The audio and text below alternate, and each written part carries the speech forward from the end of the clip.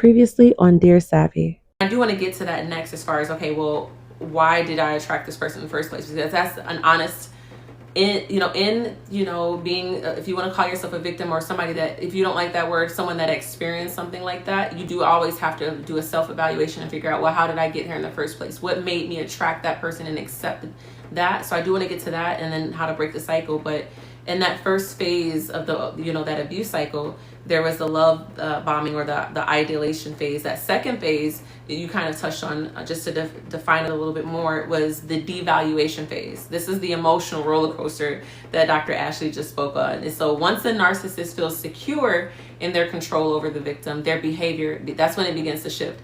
The admiration and the affection will fade, and it's usually replaced, like she said, by criticism, manipulation, and even gaslighting. Oh, I hate gaslighting. So some common tactics of devaluation, those are going to be the subtle insults or put downs disguised as jokes, like, wow, you're really sensitive, aren't you?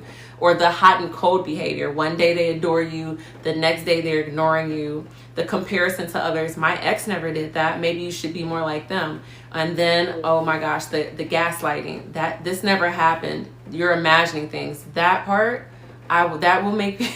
I've never been gaslit in my life until then, but that's the thing. I'm like that, whatever that show, that Pixar show with the emotions, where he blows his top, that makes me go from 0 to 60. And I never even knew I had that capacity to be that mad and that erratic until the extreme gaslighting is crazy. And then the last point is the blame shifting. And actually, on TikTok, somebody said, start the blame thrower. I've never heard of that, but blame shifting. That's making the victim feel like they're responsible for that emotional instability, because you can be triggered.